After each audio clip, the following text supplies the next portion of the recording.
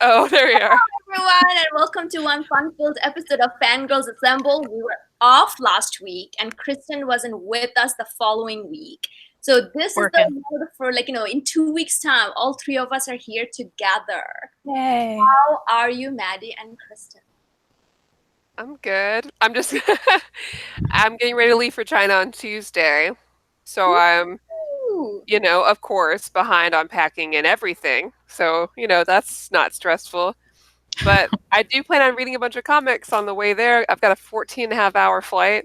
Oh, wow. Yeah. All digital, I imagine. I'll have to. Well, I'm gonna read Infinite Crisis finally, and I'm not bringing that. Oh, that'd be terrible. Yeah. Your arms would fall asleep on the plane. Just By the way, speaking of Infinite Crisis Omnis, I tried reading that Omni.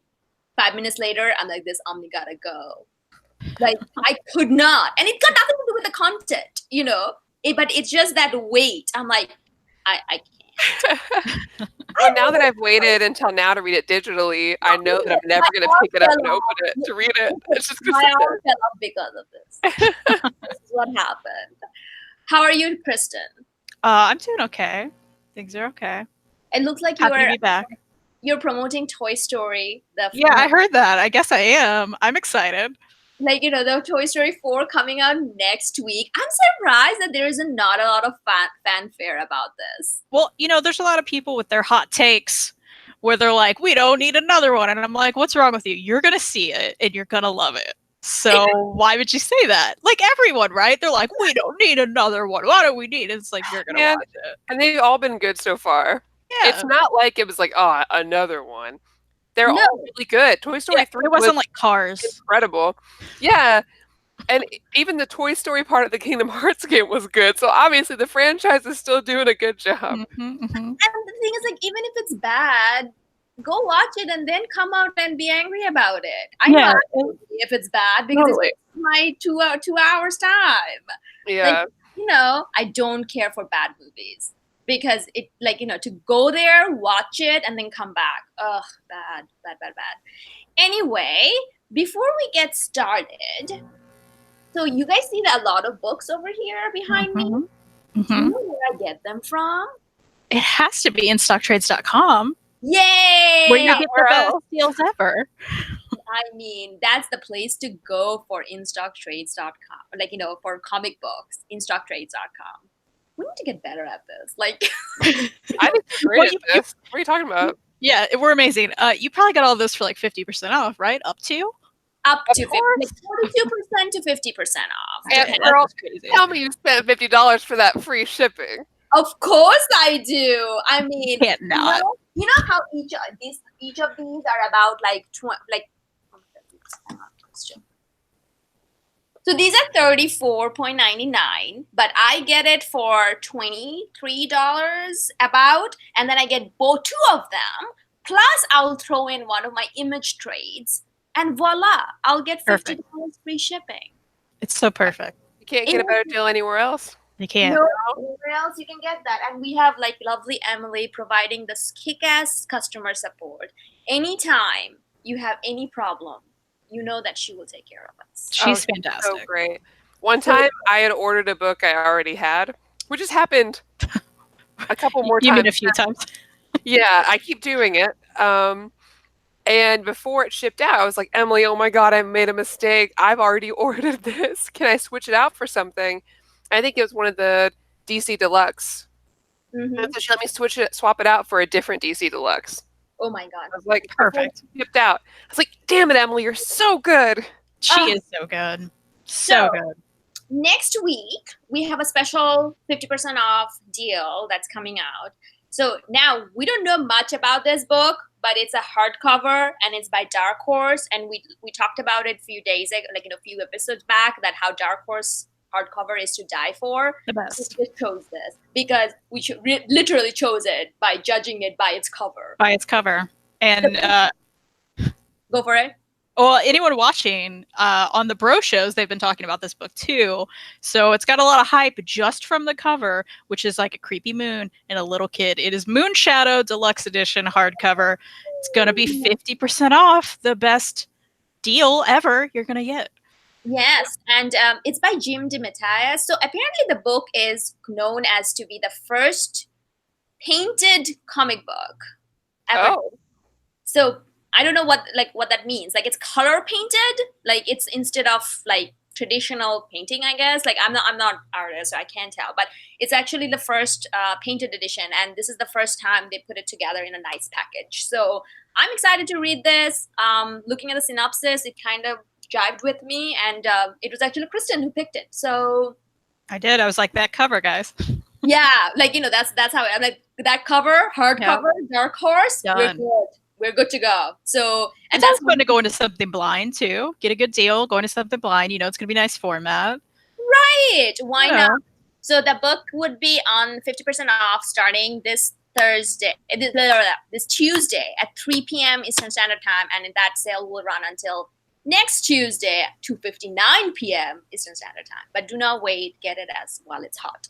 So, and then we'll of course talk about it at some near future. You know, maybe we'll like it, maybe we won't. I don't know. So We'll see. we'll see. All right. So today we have we're going to be reviewing a couple of books, and we also have two topics that we wanted to discuss. That I wanted to like talk about this one thing with you guys, ladies, and none of you know about this, so it's going to be all like live reactions and actions, and let's see how it goes. So, what book are we talking about today, Kristan? That would be Laura Dean Keeps Breaking Up With Me. If you Yeah. guys follow us on Instagram at Fangirlz Assemble, one, you should, because it's great content. But Yes. two, right before the show, Fariha had me go take a picture of this with my cat. And it's so artsy fartsy, guys. You got to check it out. All I told Kristan, I'm like, Kristan, make it hip. And hip it is. Yeah. It's very hip. Thanks to the sun. Like, oh my God. We're like, that's Willow, right? Yeah. Yeah, Willow is all about this. Like, she's like, what are you doing, human? Please leave me alone. Yeah. Go away. Yeah, go away. So anyway, so this is, yeah, you should definitely follow us there and to see this kind of fun content. So let's get us started, Kristan. What did you think about this book? You're picking me. Hmm. We're beginning with me. We always start with you. I mean, I know. This is Maddie's pick, though. I thought maybe Maddie could start it off. Maddie, start us off. What did you think? Number one part about this book is that the art is amazing. Gorgeous. It's perfect. Look at that. Oh my gosh. It's Just so like, good. First of It's not all, gonna this keep- hardcover, Oh, amazing. Beautiful. And just the way everything is laid out in this book, the art, the use of just like the black and grays and pinks, like the line art is beautiful in this. I just want to see this artist do everything now. Rosemary Valero Valero. O'Connell. Yeah. I mean, just blown away. As far as how I felt about the book, I did enjoy it. But I do feel bad for it only because I just came off of reading Kiss Number 8, maybe a week or so before My this. pick. And Kiss Number 8 is everything I want. And Laura Dean, unfortunately, kind of it didn't hit those marks that I wanted it to with this. And not to say I didn't enjoy it. I still really enjoyed it. It doesn't mean it's a bad book. I just didn't. I don't know. It didn't get me as hard. And Well, I felt bad. I kept going through and comparing it. Yeah, if you take that out of it, though, that's what I want to know about, because Okay. nothing compares to Kiss Number 8. It is No, fabulous. nothing does. I liked it fair enough. I didn't leave it feeling like, oh man, this is it. Like I love the art, but I don't know. It was an interesting story. It was interesting to see her go through this. I've had a lot of friends that have been in similar situations. You know, that sort of just you continue to stay along for the ride. Yeah, and they're bad at saying no. And I know people like this in my life that are always in situations like this, that are always on the side waiting for that girl or guy to come back to them, and they're always there when they do. Do we want to talk about what's the story? yeah, that's what I was gonna say. Like, Let's do it quick. So basically, Laura Dean Keeps Breaking Up With Me is about what's the main character's name? Right, Freddie. Freddie. So Freddie's got this girlfriend, Laura Dean. Now, Laura Dean is the coolest girl in school. I mean, she's pretty cool. You know, she's got that short haircut. She's really stylish. And Laura Dean keeps breaking up with her. So basically, you know, they'll be together, and then Laura Dean will go kiss someone else and talk to Freddie like, oh, you get it, right? You know, that kind of girl who's always just looking for the next person, but comes back to Freddie whenever she needs that pick me up. You know, the kind of like When it's convenient for her. when it's convenient for her, she comes back to Freddie, and Freddie's always there to welcome her. So the main story is all about Freddie kind of navigating that while kind of ignoring what's going on with everyone around her, because this is her main concern. Which is what happens when you're a teenager and in love. You are so overwhelmed with your relationship, and you kind of miss what's going on in the rest of your life. So it always comes back to Laura Dean. She's always bringing up Laura Dean, and her friendships suffer. So her friends are all dealing with their own things around her, and you get bits and pieces of that. Although that kind of culminates more towards the end. But that's the basic, without like giving everything away.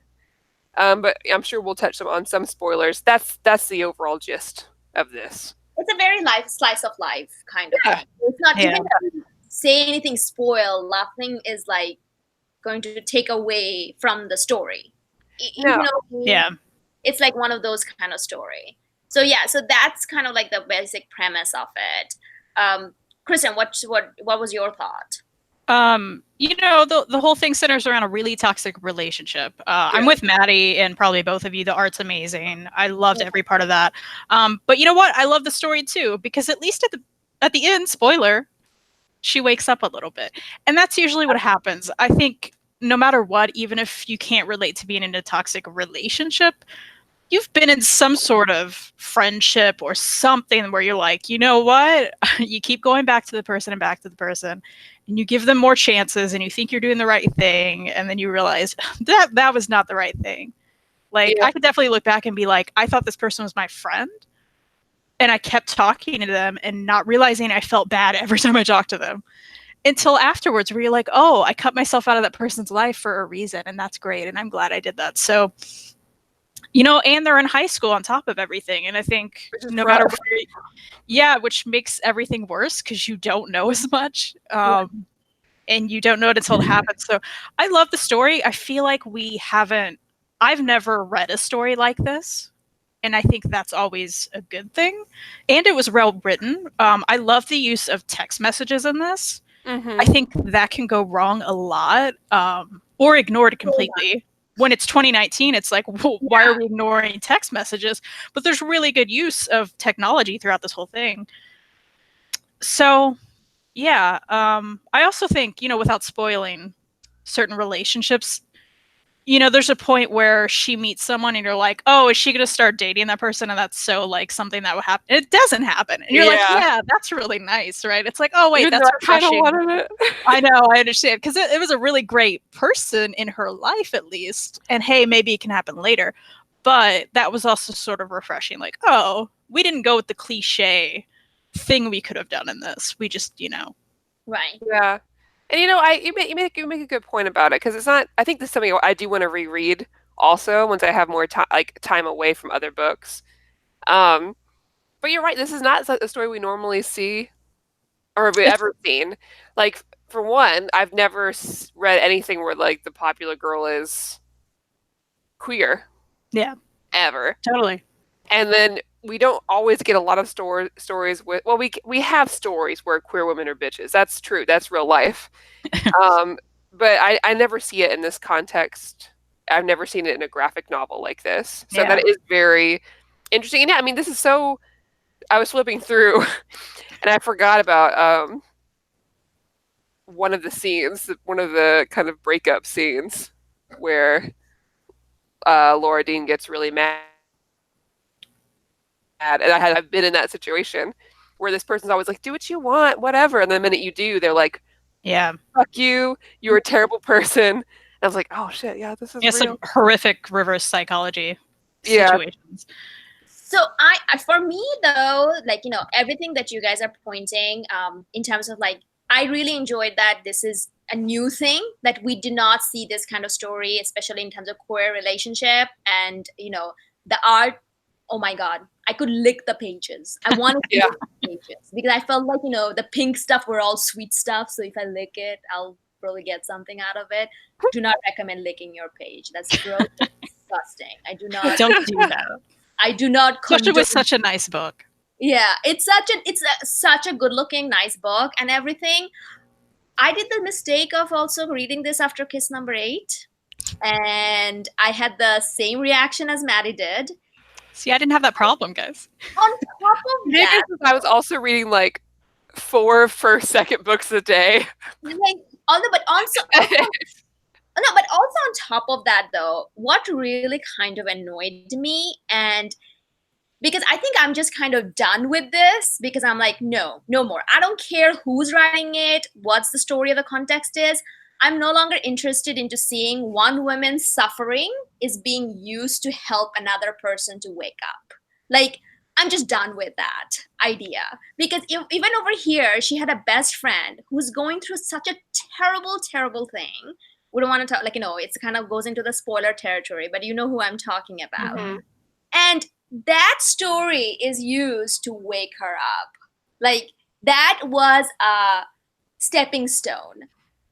I was really annoyed by that, because I'm like, because this is something that I see in Mariko Tamaki's other book, This One Summer. Like, it's like, we're following this one protagonist who is a little bit, I mean, we all have that moment, like teenager, like, a little, and she's going through this problem while another person in their life who's trying to get their attention is going through significantly bigger problem.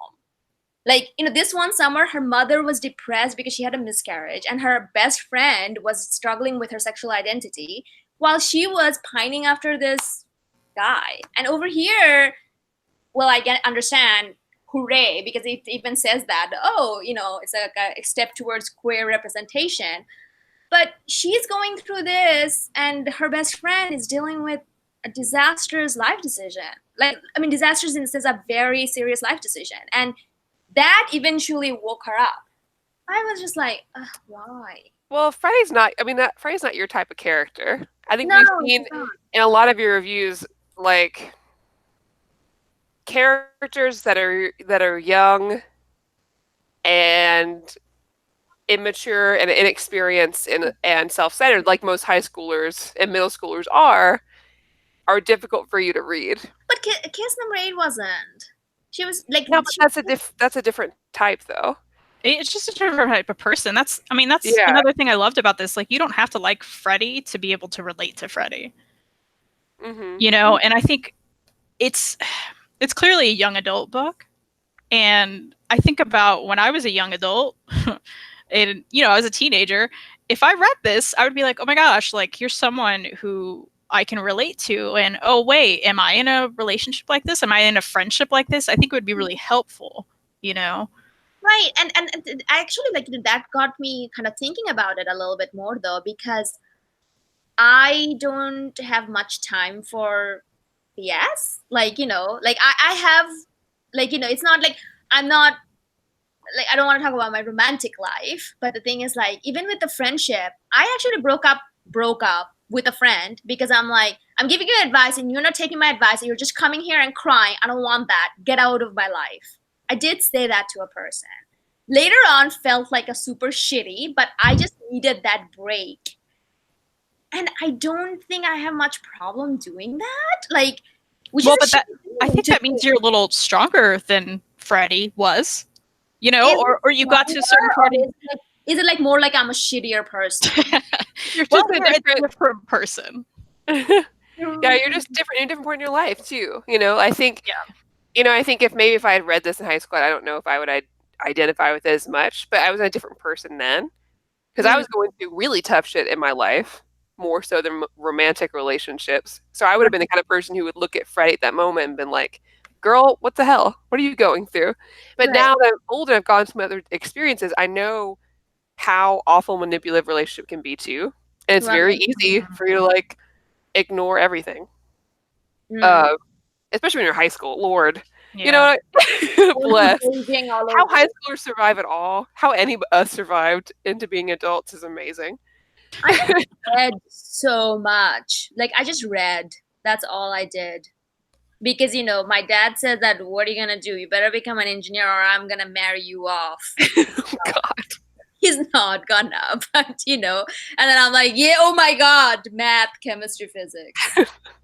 Like, I mean, it just like I don't know. Like, so that's one of the reasons. Like, because I actually was thinking about this because I'm like, was I never a teenager? What's wrong with me? Like, why do real, proper human that emotions moment, don't yeah. connect to me anymore?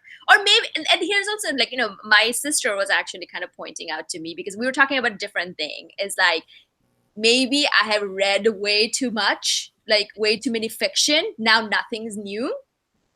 So everything becomes like oh, okay. Like, everything becomes like, I don't know. Anyway. It's possible. Yeah.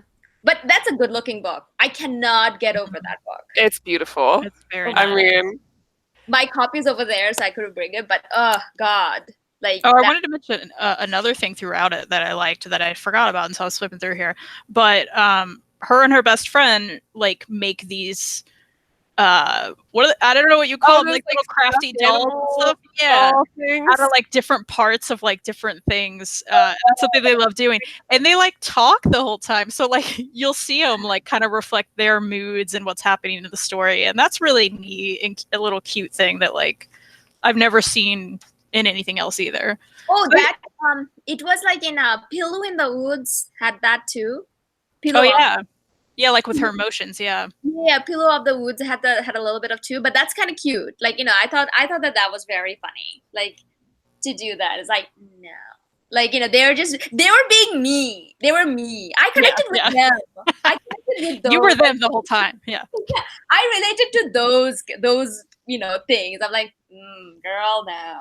Like, man, and can we also talk about how like this artist really understood today's style Oh for yeah. like preteens and teens because everyone was exactly how all teens look right now, which is fucking awesome. Because like her best friend, I didn't realize was a girl.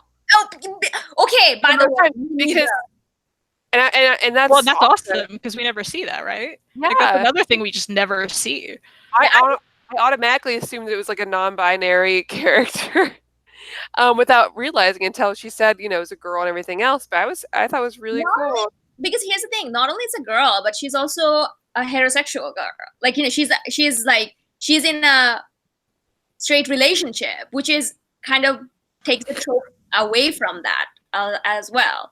And then to that point, I was like, why I'm not following her story? I want to see her story. Maybe there will be a sequel and it will be her story. So. That would be really nice because she was incredibly likable. Like I really liked her. So even if you hate Freddy the whole time, which you kind of will, like all the side characters are really great. And, right, I am completely with you on that. Yes, like, and they're all like, it's a great representation of just all kinds of people, and that's really cool. And we never see tons of people who look like this in books. So even if you didn't love it, you got to give it credit for some of that. Ooh, yeah. Like that's my body. Great. That's my body in the comic book and my style. And I was like, yes. I did saw you in a I think in one of the pictures like that. So I'm like, when I saw that, I did thought about you. Man, I was like, I have that exact same skirt. I mean, that's exactly the kind of thing I would wear. Yeah, but the thing is, like, that I like from the point of view of art. What other things she has done? I don't know. It says on the back, DC Comics, Boom Studios, Mondo Keys. Yeah, I'm gonna pull up her. Yeah, like because someone else actually pointed out another work that she has done. I think another comic book that she has written and the Gotham Academy Lumberjanes crossover. Really? Oh, okay, cool. Yeah. It looks like she did one issue or something of Steven Universe, which makes sense. And the graphic novel, What Is Left. Okay. Because I know that she's working on another thing that's going to be coming out soon. So I'm keeping an eye out for that because that was unbelievable. That's really good. you know. But I'll I have to want, look at your other one. yeah, but I want actually Mariko Tamaki to write more about older ladies, I think, because her She-Hulk was amazing, and now she's doing X-23 currently. So, but I want to see, like, I don't know. Well, that's a good discussion. That's a discussion I have often about, I mean, not really graphic novels, but just like the fantasy genre in general, and just a majority of like genres of fiction, is that we don't see many books with older women as leads. You'd never see that in fantasy books. I never see that in action. Like I'll see it in like crime. Older women are allowed to like be the main characters in crime series or books, Oh, but I never see it, almost never anyways, in any other genre. oh, Well, in romance, of course, but that's it. if you want to read about cranky old lady, is a lady that I'm going to become, and I'm like, ooh, this is my future. It's The Fuse by Anthony Johnston. Like, she's like a cranky old Russian lady who is, it's an Image series. She's a cranky old Russian lady who is like a police detective, and she's like in some kind of like, other world space satellite, and she's the police there. And my God. That would be me. That's me. That's me now. Let alone when I'm 60-year-old. Like she's just so yeah. Like talk about like really older ladies. But no, when I mean older, I mean like not teen, like not for young adults, like more for like people in their 30s. Because her She-Hulk story, oh my God, it was amazing. And she's like Jen Walters is around like 35-ish. So like how she dealt with the aftermath of Civil War II was like, oh, so good, so good. I was crying in a cafe, like, oh my God. But anyway, all right. So what do we think about this? What's the final thought? I loved it. Okay. So That's you my hot take. Hot take, Kristan. That's my hot take. I did a lot of stuff right. I think you're going to be annoyed with characters, but that's sort of the point. All right, Maddie, what's your final thought? I liked it, and I would recommend it. Okay. I liked it for the art. I absolutely loved all the supporting characters. The main character, but then again, as the ladies point out, that's more not like your type. Yeah, I was reading it. I was like, it's not my. It's also not the point to like her, though. I mean, that's just not the point. Yes, yeah, that's probably true as well. Yeah, that's a true fact as well. Like that's a true fact. That's also another second hot take by Kristan. Kristan, you're allowed one more hot take today. Okay. I gotta think hard about it. Yeah, you gotta So that's true. So yeah, I mean, I think I would recommend it too because it's an interesting story. Because there's a lot to talk about in it for sure. Right, and even if I feel like even it's not one of those like, oh, I hate it, I don't want to talk about it ever. If you know what I mean. So it's like even if you don't like something, there is some stuff to discuss and ponder. So from that point of view, it's also recommended from me as well. Also, if you want a beautiful book on your shelf, even the spine's nice. It's a good looking book, guys. Go get the hardcover. Yeah. First Second continues to blow me away with all of their books. Like after reading about 8 different First Second books over the past month, I was like, yep, this is I think one of my favorite publishers. Right. For sure. Just and have you read Bloom by them? No. You have to. You have to. Yeah, I've already figured out that like whenever I do my next library haul video, it's going to be just more of First Second books because I meant to get to more Mariko Tamaki's books, but I didn't have enough time. So I'll check that one out too. Yeah, Bloom is like it's so cute. That I like. That's a good cute book that Fariha likes. So I mean, that tells you something, right? Right. Like it's super like it's sugar. Sugar was coming out of it. It's so good though. And I loved it every second. Like, that tells you something. All right. So next, which one, do we want to talk about kiss number 8? Yeah. We've already praised it, right? We've been talking about it for weeks. It's just So, Kristan, you touched on it in one of the episodes because you said that you read it and you loved it. And then we all read it and we all loved it. Yeah. I made you guys. I was like, you have to. Right. So tell us what this book about. How do I do that without spoiling? Well, this book, there's nothing to spoil. Like, other than the mystery. I was gonna say there's a pretty big. I can summarize it. I had to do this last week. Oh, or okay. 2 days ago. So basically, kiss number 8 is about this high schooler girl named Mads. She has like 2 best friends that she hangs out with, 2 other girls, and one of which she's in love with. So the majority of the book is her trying to like kind of figure out about her own sexuality for one, and also try to deal with these feelings for her best friend. Now, unfortunately, things happen and it really tests her friendship with both of them. And things don't exactly go well. And on top of this, while she's navigating those relationships, she's also having to navigate relationships with her own family. And she learns some things about her grandfather and her father that kind of test her own, I guess, comfortableness with herself and coming out and all of that. So that's like my nitty gritty like not really synopsis, but summary. You're spot on that. So, yeah, that looks great. I cried. Like I was sitting in bed reading it before bed, and Elliot was next to me, and about like, I don't know, I had a fourth left of the book, and I can't remember what happened, but I just started sobbing. I think I know which one you're talking because about. I was like, this hit me so much. Like, it didn't help that she has my name, basically. But there were some things she was dealing with and are happening. And I was just losing it because I was like, I just relate to this so much.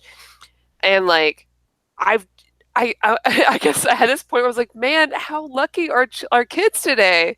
How lucky are these teens that they have these books? And it just hit me. I was just like, this is great. I'm just so happy for the generation today. Like, it was a mess. You know how Laura Jean is based on 2019? This book is based on 2004. And did you feel set in 2004, sorry. Did you feel that 2004 was captured in it? I did. You did? I did. I think about like when she goes to like the music venue. Oh, and I could feel the 2004 emo vibes, you know? Right. Kristan had that whole thing where she was in the corner of the street meeting up with bands. Meeting My Chemical Romance on street corners. That's what I was doing. Oh, yeah. Yeah. Like So I felt that. I was like, oh, yeah, I could feel this. Yeah. I gotta say, like, without spoiling what I'm talking about, kind of for you two and anyone who's read it, which if you haven't read it, go read it right now because it is really, really great. We all loved it. Highly recommended from all fangirls. But I kind of mentioned this before you guys read it, but mentioning it now, maybe you can understand.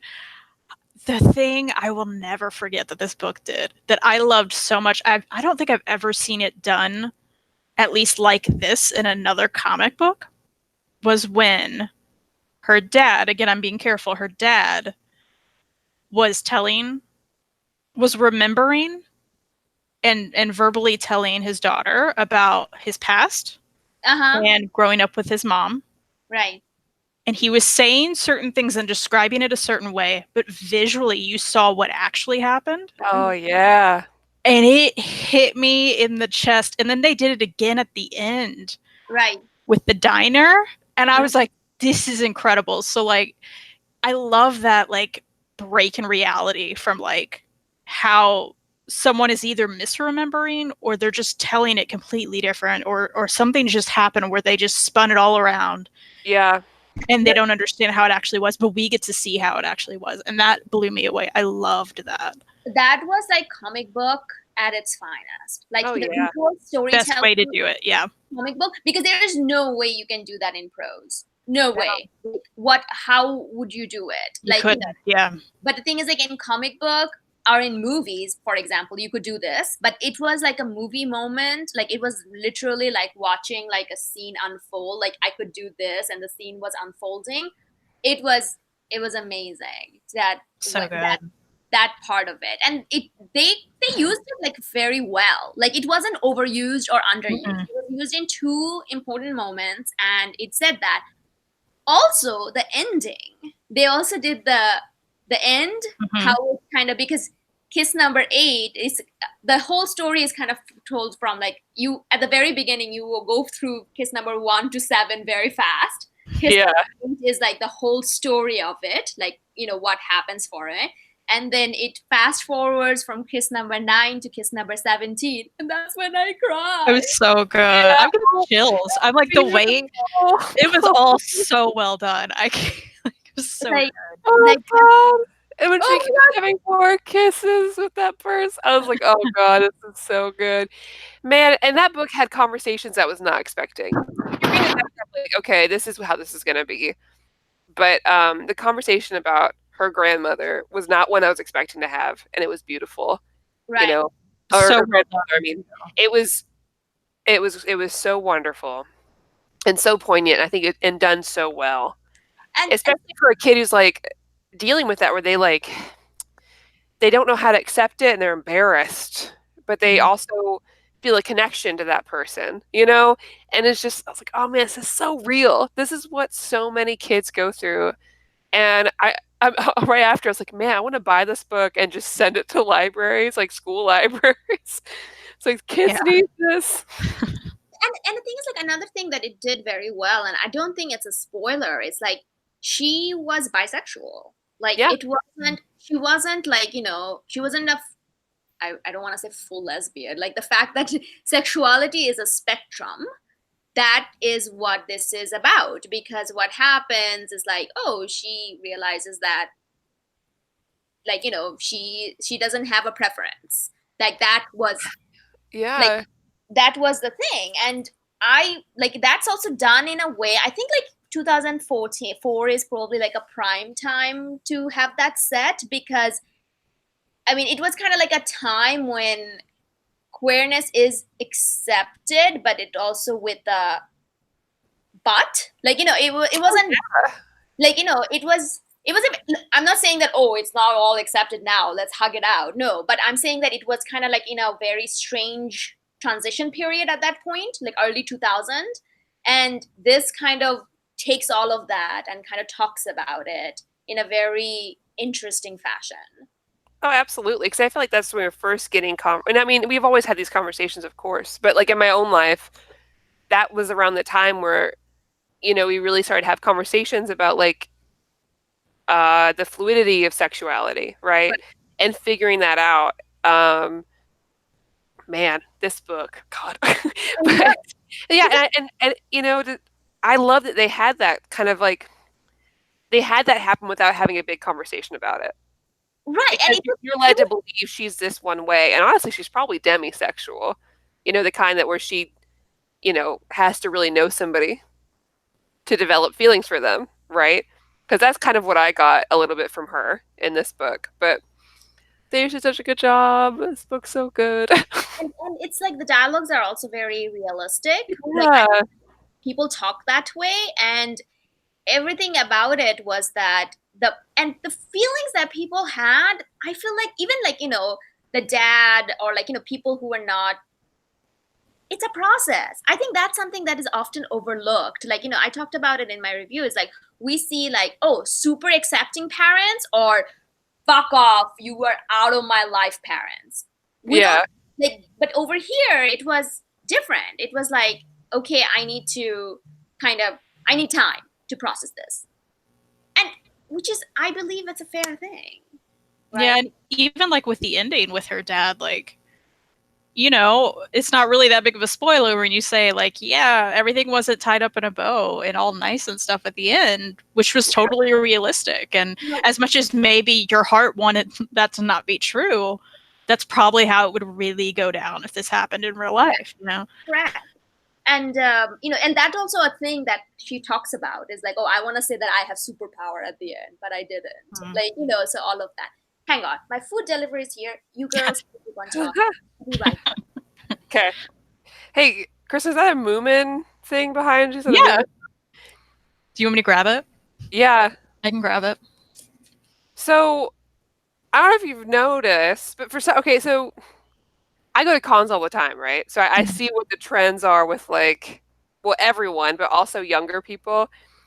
Man, I feel like I'm old. I'm not that old, but like early 20s. I see what the trends are. It was Homestuck before, now it's something else. There are so many people into Moomin now. Really? Yeah, they cosplay the Snuffkins or whatever. You know, I still haven't read this. Okay. It's big, and I don't know why. Well, and apparently it's Maybe just generally a big comic strip, right? Yeah. Like that's a thing. I didn't know it was a trendy thing now. Yeah. Although I did see like a notebook and half price books with movement on it. I thought that was kind of crazy. But if you ever want a gorgeous slipcase with all of the comics in it, I got this from In Stock Trades, damage sale, you know. So it was like, oh yeah, there's a poster flying out. But this is like a super nice. Look at how cute this hardcover is. It's so cute. Someday I'm gonna read it all, but it's very big. But it looks so cute.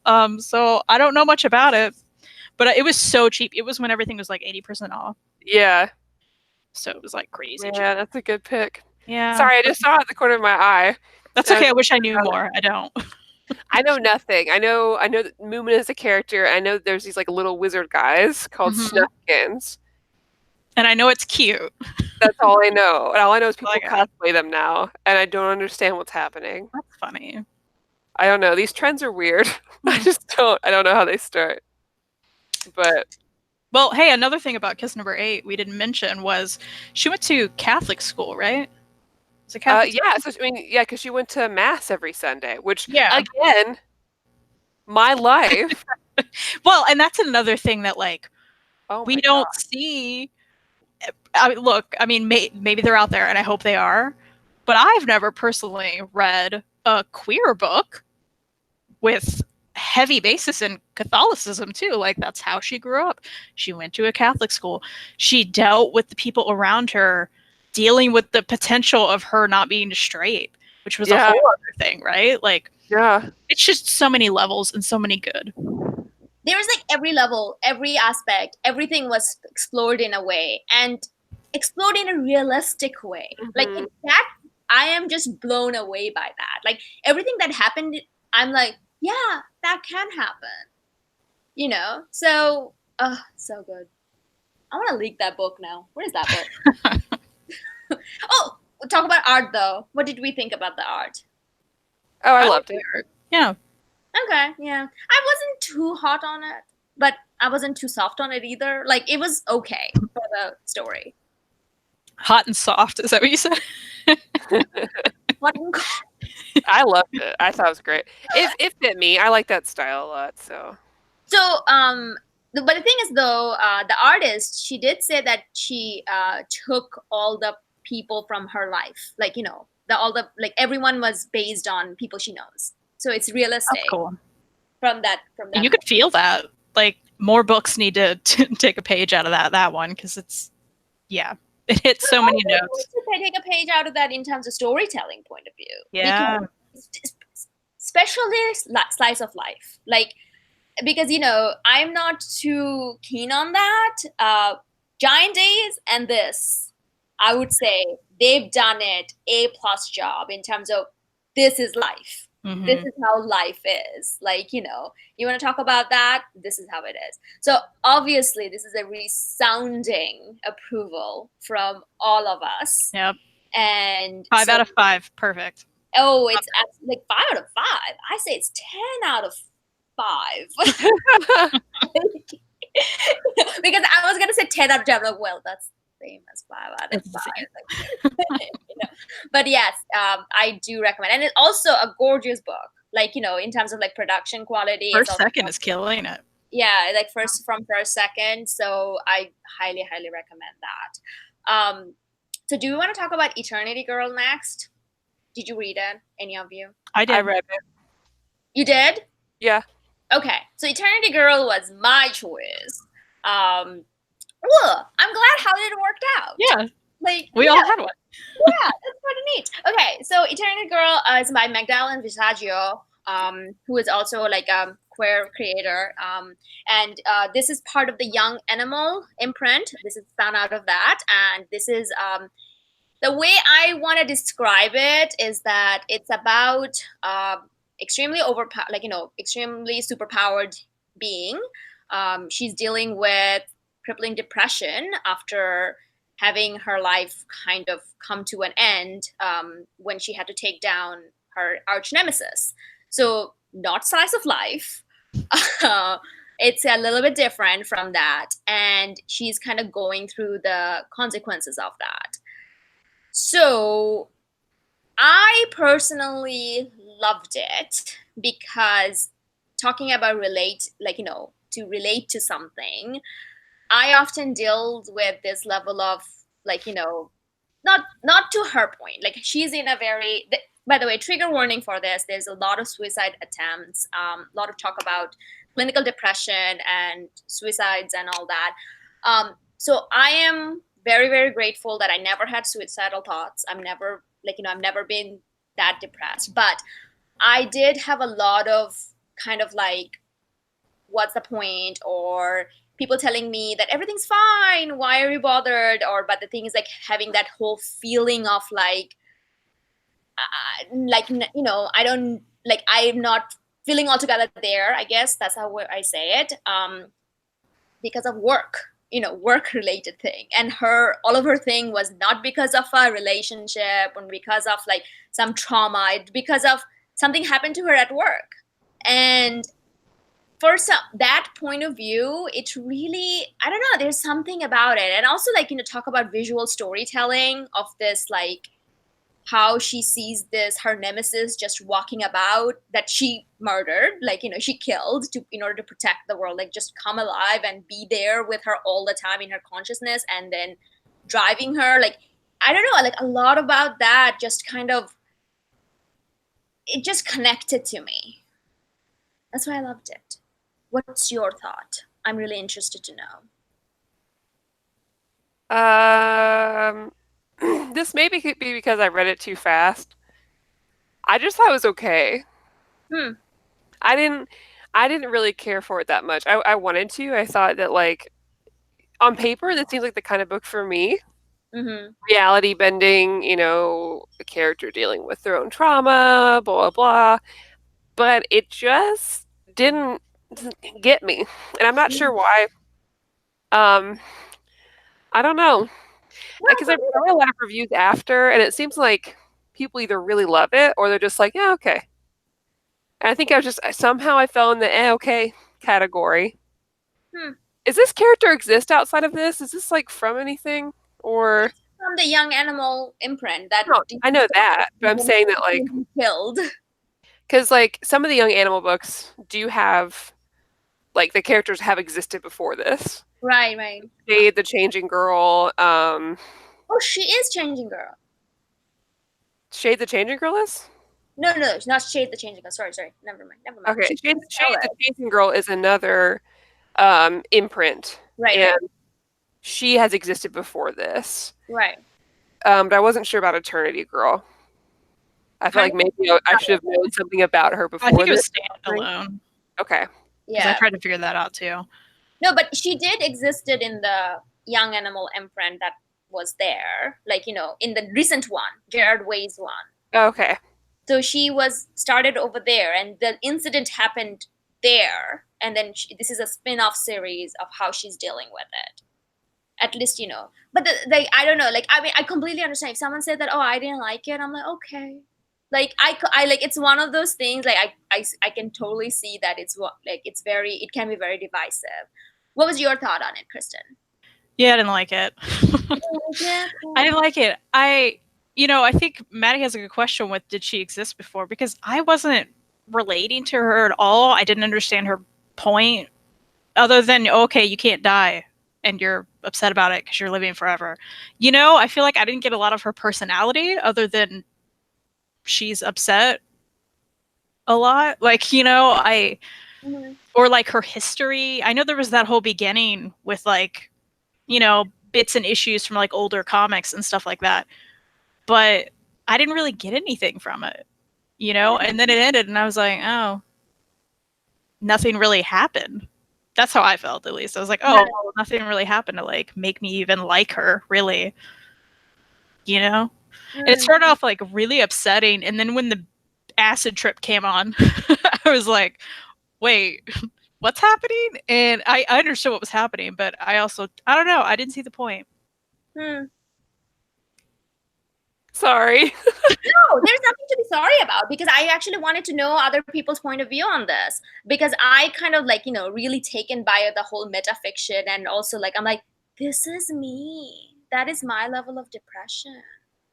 Like, and the thing is like, I just love that. I mean, it's not because of some relationship bullshit that she's going through this. This is just because her own creation. She's in her own personal hell. Like, and she needs to get out of it, and she just doesn't understand that. Like, I'm like, ooh, I know something. I do feel like this would translate well to TV. You think? Like a miniseries. Yeah, because I think there's other stories like that are similar. I mean, not really similar, but like other superhero-esque stories that have this, So it kind of like a Watchmen, what's that other? Legion. Like a Right. Watchmen. If you put Watchmen and Legion together and you mixed them up and made a TV show, it'd be Eternity Girl. I think that would work well. I don't know. You know I what feel this did? This really made me. I'm sorry to interrupt you, Matt. No, please. Go. I don't know where to go. So Okay.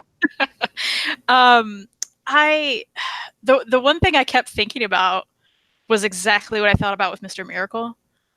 Where the hell's the trigger warning? Like, I know Fariha warned us about what it was about, and how, she just said trigger warning to everybody, like suicide attempts, a lot of suicidal thoughts, self-harm, like things keep happening. But where is that in the actual book?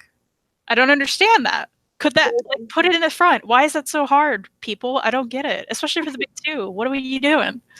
I don't know that, because that's something I also thought about, because that's why I told you guys before I tested it, because I'm like, hey, by the way, this has this content, but if you say that no, I don't want to read about it, because we talked about this, we wanted to pick a different book, but the book had rape in it in the synopsis. I'm like, nope, not happening. And that's another thing, right? That's something that, like, that's these, there's a reason people make fun of trigger warnings, but there's a reason. Like, there are actual things that, like, make people upset. Like, I recently read, I told you guys about, what was it called? Under the Moon, the Catwoman book. Yeah. They had, okay, I finished the whole thing. I was very upset during the entire thing. And at the end, there were like, suicide prevention hotlines and self-harm websites, and there were a lot of resources for people. But there were no trigger warnings at the beginning, because I would have not read that. Like, there was like major animal abuse. Anybody thinking of reading this, like that, and it really got me. Like, I did not. That's the thing that affected me the most. Everyone's different, but like, why couldn't we have done that? What are we doing here? Like, put it at the beginning. And you got a point, because some people complain about that, right? Because that was whenever the topic of trigger warning started to come up, a lot of people are like, oh, okay, you need a trigger warning. But it's the same thing with movies or TV shows. Before each episode, there's a warning that's going to tell you exactly what's going to go down. During the ratings. And even Game of Thrones is like, hey, heads up, rape this episode. So like, people should know. And it should be on video games, it should be in books, it should be, just do it. But the thing is, like, here's the thing though, if the synopsis has it, I personally think that then you don't need it. But those books, the synopsis didn't have it. You know what I mean? I think, like, even in that case, like, let's put it at the beginning, because there's so often, like, Maddie and I have talked about it now. I will walk in the library and just grab something, and I'm not reading. Never read synopsis. Yeah, I don't either. I'm jumping in. I never read synopsis. I pick up books all the time, and I do not look at what it is in the back. I never. So, you know how I saved myself? Like, I started reading synopsis because of something like this happened to me. Like, I picked up a book, it had rape in it. Guess what? The synopsis said so. And it's so often, though, that doesn't happen, right? Yeah. No, and that's what I'm saying. More often than not, it doesn't. That's what I'm saying. If we are going to be allergic about putting trigger warning in front of the book because it gives away plot or whatever, I'm sorry, put it in the synopsis. I don't know. Like, put it somewhere. Like, I don't know. Yeah, so, Freddie in the chat's making a good point. He said he recently read Middle West, and he had to skip all the dialogue with the dad because it was mostly verbal abuse. So, and I actually recently read Middle West. I really liked it, but it was, very very difficult to just as a human read that, let alone someone who's dealt with something like that. Like, that would really affect someone who's dealt with that. Like, that should be another thing. Hey, why can't we just say this at the beginning? Like, hey, this is what's going to happen. Like, Yeah. Yeah, or at the very least prepare yourself. Because some people, because I've had conversations with friends about like Mr. Miracle, and it deals with some very heavy issues and trauma. And, like I've had friends like, no, I'm glad I read it, but it did trigger a lot in me. And it would have been helpful probably to know about some of that stuff ahead of time. So at least you could prepare. So, okay, like I know what I'm getting into. Let me make sure I'm in a good spot so I can do this. Prepare or skip. Because, like, you don't need to read everything. Like, if something really bothers you, skip. Well, right? yeah, give people the option to do. So the thing is, like, I wish I knew to warn you guys about this, because for the Catwoman, where I got the trigger warning from? By reading the reviews on Goodreads. Like, seriously, Goodreads helped me with that, because people are like, "What the hell is this? This is not Catwoman." like that makes sense. Yeah. Yeah, like, what is this? This is like, and this is supposed to be for children. Yeah. Yeah, it is in the children's section of my library. The children's section. Sorry. Leighton has a question for you in the chat whenever you're ready, Fariha. What is it? Sorry. Leighton has a question for you in the chat. If it's about me, ask away. Okay. I love that line. Okay, so they asked, they want to read the series Avengers World by Hickman and Spencer, but can they jump into that blind? Avengers World by Hickman. Yeah. I would say, if you know the movie Avengers, you should be good. If you know what I mean, if you know the Avengers, like if you know MCU, how everything works, it should be good. You should be good to go with that, because it's like pretty much the first 15 issues is all about just one event that happens and that they're taking care of it. It's like an earth-shattering event, and they're all going and they're taking care of it. But the thing is, there is no character development. They expect you to know these characters. All right. So, but yeah, so that's kind of what I was saying. So, real quick, Philip says he likes the synopsis idea. It covers what's in the story with different ideas. He doesn't like trigger warnings. So I just think you can skip it if you don't like it. Like, flip the page. You don't have to read them. It's there for the people who need them, right? Like, right. And that's also another thing. Like, just put it in the front, because I don't read all the thank yous or dedication. Yeah, who cares about that? Yeah. We get it. It's for your mom. Like, we're moving on. I get it. Like, every single dedication, like, thank yous. Like, my wife, my husband, my dog, my children. Yeah, we get it. Yeah, you wrote while they existed around you. I mean, big whooping deal. Like, I go to work every day. I don't have to do this kind of thank you. So anyway, so Eternity Girl, I said I'd go read it. Maddie and Kristan said don't. Right? I'm just putting. I think you should. I think I should read it. I think it's one of those books I read. I'm like, okay, I can see why some people this would be really good to them. Yeah. It just didn't work for me. Yeah. Completely agree. All right. Okay. So, Maddie, you have to leave. Yeah, I'll have to leave because I need to do some more trip prep. Which I'm sorry, I know I'll be gone in the next 2 weeks. Kristan, you have to leave as well. Yeah, soon. Yeah. Okay. All right. Well, in that case, we can just stop it today, because there was like 2 topics that we wanted to discuss. But actually, I think like 10 minutes is good enough to discuss one of the topics. Yeah, we can talk about Maneater. I mean, I'm down. Yeah. I have 10 minutes. All right. So, Kristan, given that you broke the news to us, do you want to get this going? Sure. Chelsea Kane keeps being a problem. Yeah. So, everybody has a lot of issues with man-eaters. Specifically, there's not trans... there's a lot of trans issues with that. There's a great article on, I think it's Bleeding Cool, about the whole thing that happened. But so, am I the one that's read Man-Eaters, or did you all? I read the first 4 issues. I read the first. So the quick for people back at home, the book centers around periods, basically. Well, not really periods, but like women, like young women who are in adolescence that first get their period. There's a chance, because of some disease that's gone around, that they will turn into large flesh-eating cats. Now, from what I've read, the only people they talk about affected are just girls and not trans people, which is not exactly accurate because there are a lot of trans men and people that do have periods. Now, I don't know what happened after that, but I don't know if like more stuff happened in issue or volume 2. But I know that something happened. Yeah, something happened in issue 9, which is not in volume 2. Okay. The big thing in issue 9 is someone. Actually, I think there were 2 different tweets. They tweeted criticisms with specifically the trans issues within Maneaters and what people were saying about it.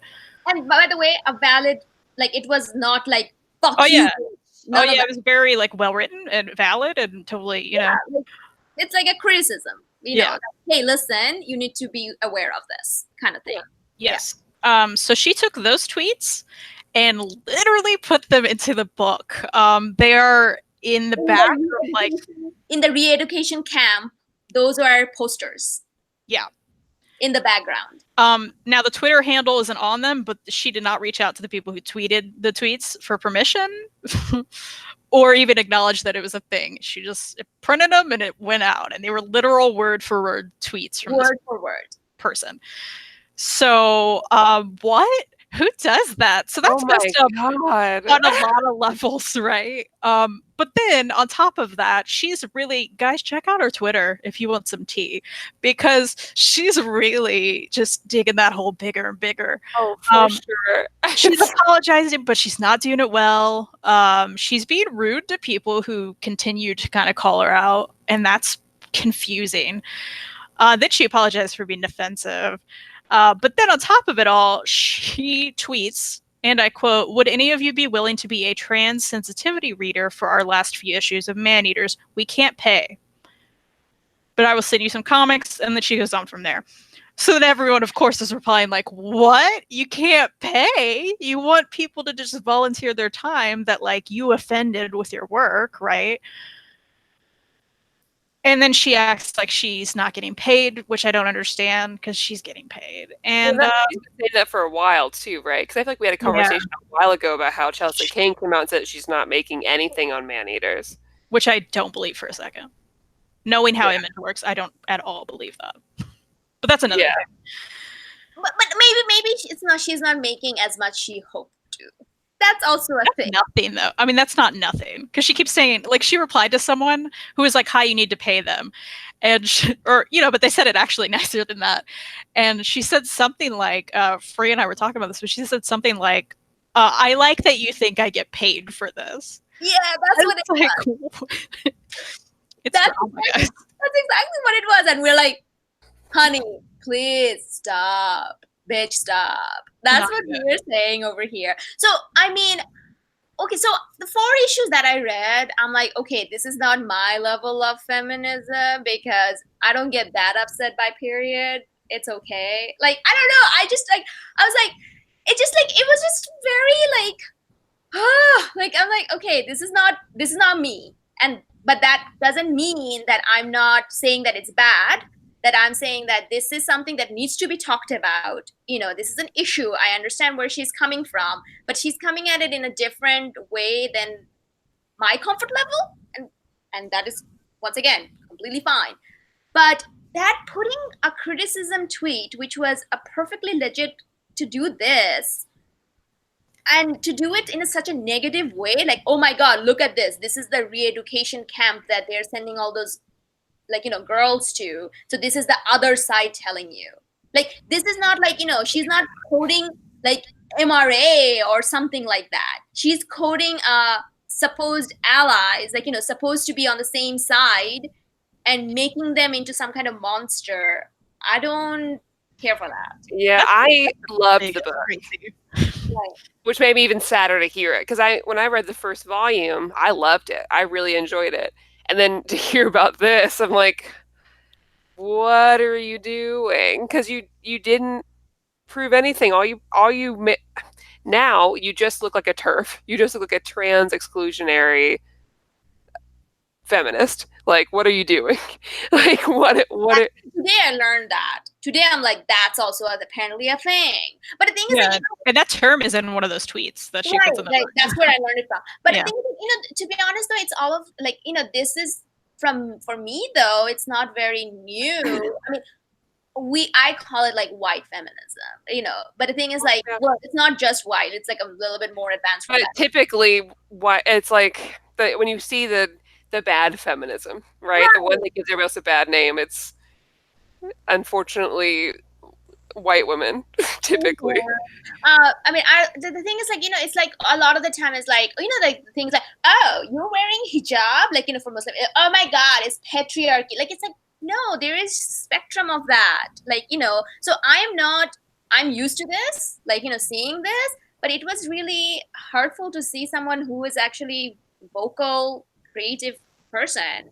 And the thing is, like, I was always a little bit about her, kind of like after she got so upset when Vision got canceled, which I get it. Like, she worked on it and it was canceled, but at the same time, it was Marvel's IP. And she kind of pretty much just burned the bridge there. Then I'm like, okay, I mean, it's okay. People have different reaction. A girl can have a reaction. That's fine. But this was not. This is not cool. Yeah. Cool at all. She's not handling things well. I think she should just, take a break from Twitter. And I told Kristan, I'm like, Kristan, can we offer our service to be her PR? Like, my first recommendation is, hey girl, Twitter hiatus, maybe indefinitely, like, get off. Yeah, you obviously can't handle it. Just like, you need to learn how to apologize because you're not doing it well. Yeah. Your first thing you should have been like, hey, you know what? I messed up. And I did a bad thing. And all of your criticisms are so valid. But someone also mentioned that, oh, you should be donating the money for trans rights people because, and then that's when the whole money. Yeah. That's when she got smart. It was like, I like that you think I make money from this. It's like, what? Girl, that's your job. You're making money. Regardless, if you're not making money from it, that's not how you respond to people. Right. You know what I mean? That's not how you respond to someone saying, hey, the best thing you can do to make up for this is to donate. And her be like, excuse me, I don't make any, like, if you really don't make money, be like, yeah, I will take that consideration into account. You know what I mean? Like, at the very least, learn how to talk to people. And then some people are replying to that and being like, well, then you can take your own money and maybe donate it to a trans organization just because that would be a nice gesture. I mean, okay, so, money, when it comes to money, it's very, you don't know what her needs and everything is, but the thing is like, stop digging holes. Yeah, just stop talking. Yeah, just say that, okay, you know what? Thank you for your advice. I think I'm going to do this. Also, though, isn't she the one? She was talking about money like a month ago, saying, like, talking about her advances for her novels that she writes, which are crazy advances. Right. So I think she has money. We were talking about this. I remember because this came up, and the three of us were talking about it, and then Kristan reached out to a friend of hers that has worked at Image, just to be like, this doesn't add up. Is this really how it is? Mm-hmm. And I don't, from what we've discovered, I don't believe it is. Like, because I know the Image's model is like they sponsor for first arc, and if it sells well, they continue to pay money for it, or else the creator has to fund something. There is that there too. No? Yes? No? I'm lying? Well, there are still like royalties from like the trades and stuff though. I mean, so like they're getting money back for something. Yeah. But I don't know, but the thing is like after this, I don't feel like I want to support this. No, I think that's fair. Well, she doesn't get money from it anyway, so. No, because if we do it on Hoopla, that's okay, right? Well, I sign up in the library. Huh? With Hoopla, they still get some money for every checkout. Oh, really? Yeah. Then in that case, girl. That's why there's a limit. The library pays money per checkout. Oh, okay. In that case, no. This shall remain unread. All right. I'm gonna have to jump off. Okay.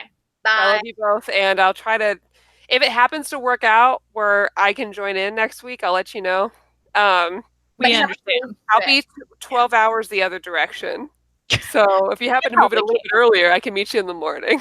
No, don't worry about it. We're gonna see you when you come back, and I'm gonna save my topic for you because I need you to discuss this. All right, you got it.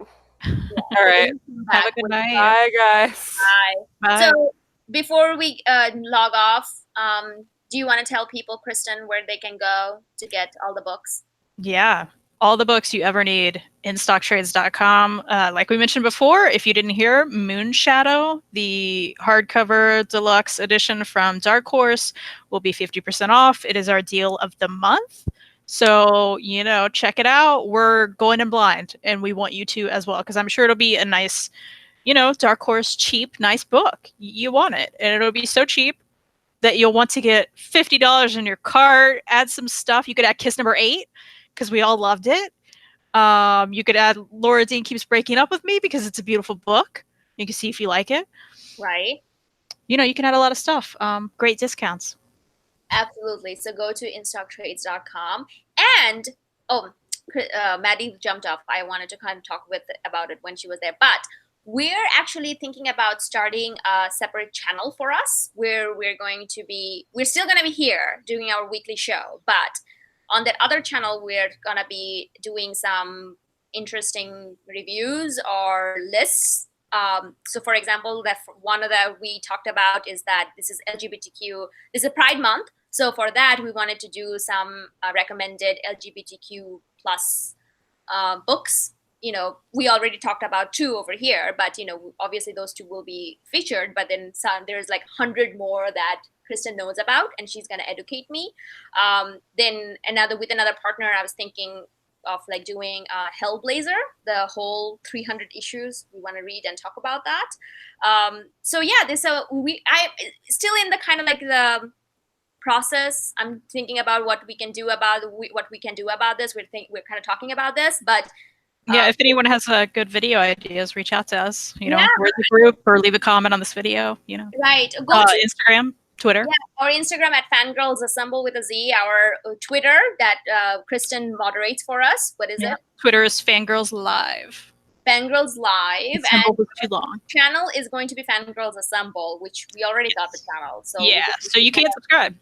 Yeah, we can go ahead and subscribe there, but you will find more information about that on our Instagram as well. We're still kind of thinking about it. I mean, I know that there's so many others that does it way better than us. So we're just going to figure out what we're going to do it by the seat of our pants. Is that the word? We're going to fly. Yeah. Yeah. And then there's going to be some fun discussion. So, let's keep an eye out for that. Next week, what are we talking about, Kristan? Do we have a plan? No, we don't. But okay, we'll talk about that later. I have to say this before I go, but Hardcore Anxiety by my husband, Reed Chancellor. It is official. This is the real book. It is so cute, and it's soft. It's like one of those feelings where you want to rub your face on it. I already pre-ordered. When am I getting? Why did you have your copy? Where's my copy? Well, I was just about to say, well, he got his comp copies, so this is one. It is supposed to come out September 10th. It's actually shipping. It should come to you soon. People are getting their shipping notifications, so that's very early. It says on the website shipping July 17th, so maybe it's going to vary. If you want to pre-order, you can go to microcosmpublishing.com. Hardcore Anxiety. It's a really nice size, and it looks good, guys. And you're in it too. I am in it. You could read it and be like, I know her. I know. I am so looking forward to that because that is amazing. Like it is I know this person. I'm reading about that. And Reed will be joining us at some point. And he will talk all about it. So, but if you want to read the book before he's on, guys, go check it out. Yeah, that's what, we're just kind of waiting for that to happen. But anyway, yeah, that is exciting. It is exciting. It's so real. It looks so professional. There's an ISBN number. Oh, you know that we fancy. Yeah, I know, right? When you have an ISBN number. Because there's no one else who will have that number. It's like social security number. It's kind of crazy. Ooh. It's crazy. Ooh, yes. Okay, so with that, we're going to see you next Sunday at 7 or 8? Let's do 7. Oh, okay. Next Sunday at 7. We're going to see you then. Bye. Bye, guys.